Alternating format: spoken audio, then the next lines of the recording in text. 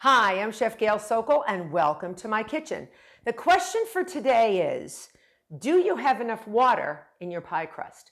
Not too much water that you're developing too much gluten, but not too little that your pie crust falls apart. So many people have asked me this question. So before we get started, I would love for you to become a subscriber and click on that notification button so you can see any future videos that I make. I would love that. So let me answer your question. I just made a pie crust, flaky pie crust. And how do you know if it has enough water? Well, I always put it into a bowl, push it down and gather it. And then what you want to do is take a little piece of that dough and watch what I'm going to do. I'm going to squeeze it. If you can squeeze it, see how it's holding together? It's not falling apart. That has the perfect amount of water.